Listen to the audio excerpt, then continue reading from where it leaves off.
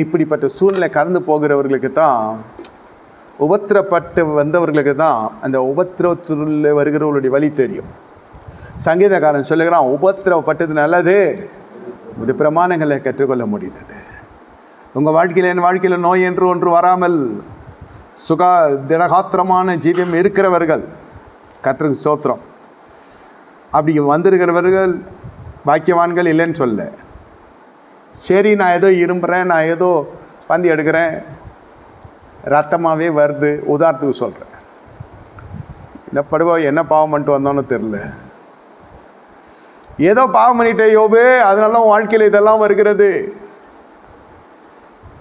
இந்த தீவில் இருக்கிறவர்கள் சொல்லுகிறாங்க, பவுல் ஏதோ ஒரு பெரிய துரோகி, அதனால்தான் கவிடுச்சு, அந்த வீரியன் பாம்பு வந்து அவன் கையை கவிடுச்சு, அவன் உதறி அக்கினியில் போடுகிறான், அக்கினியில் இந்த சர்ப்பம் மாண்டு போகிறது. அக்கினியில் சர்ப்பம் மாண்டு போக வேண்டும், அந்த அனுபவம் வர வேண்டும் என்பதுக்காக கர்த்தர் அவனை நடத்துகிறார். இவனுக்கு எந்த சேதம் வரவில்லை. உடனே இவன் தேவனுடைய இருதயத்தில், தேவனுடைய கண்களில் தயவு கிடைத்து ஒரு பெரிய மனுஷனாக பார்க்கிறது. ஏதோ உங்களுக்கு ஒரு துன்ப காலம் வருகிறது, ஏதோ உங்களுக்கு எதிர்மறையான ஒரு சூழ்நிலை வருகிறது, நீங்கள் கடந்து செல்லாத ஒரு அவமானம் ஒருவருக்கு வருகிறது. உங்கள் உதடுகள் நியாய்ந்து இருக்கிறதா, அல்லது அந்த மனுஷனுக்காக ஜெபிக்கிறதா? ஜெபிக்கலைன்னா ஸ்தோத்திரம், ஜெபிச்சிட்டிங்கன்னா கோடி ஸ்தோத்திரம். ஆனால் தயவு செய்து வாயை வைத்து கொண்டு சும்மா இருங்கன்றது தான் விஷயம். தேவனே தேவனே ஏன் என்னை கைவிட்டீர்? ஒவ்வொரு கிறிஸ்துவுக்குள்ளே வாழுகிற ஜனங்களுக்கும் இந்த சூழ்நிலை வருவது நிச்சயிக்கப்படுகிறது, வராதிருக்காது. எவ்வளோ ஜெபித்தோம், ஐயா ஒன்றும் நடக்கலை, எவ்வளோ ஜெபித்தோம், இந்த காரியம் இப்படி நடந்து விட்டது, எவ்வளோ ஜெபித்தோம், எவ்வளோ வாசித்தோம், பரவாயில்லை,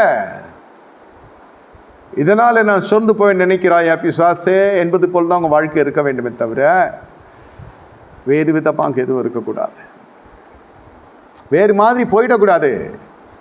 நல்ல தெளிந்த புத்தியோடு இருக்கும். நம் சபை என்று வருகிற பொழுது பல உள்ளங்களை பார்க்கிறீர்கள், பல ஜனங்களை பார்க்கிறீர்கள், பல குடும்பங்களுடைய காரியங்கள் உங்களுக்கு தெரிய வரும். யாரை குறித்தும் நீங்கள் உணர்ச்சி வசப்பட்டு விடக்கூடாது. பையோ பாவம் என்றும் பார்க்கக்கூடாது, இது மகா பாவி என்றும் நினைக்கக்கூடாது.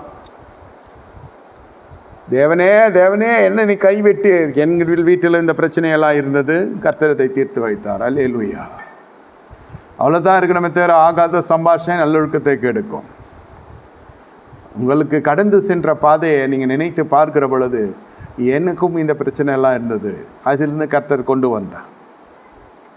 அன்று மட்டும் கர்த்தர் இல்லாவிட்டால் அதை நம்ம பார்க்குற தருணத்தை கர்த்தர் வைக்கிற பொழுது, ஒரு மருத்துவ படலமோ, கடன் பிரச்சனையோ, பொருளாதார பிரச்சனையோ, திருமணமாகாதோ, பிள்ளை பேர் தாமதிக்கிறதோ, கருத்தரிக்கிறது,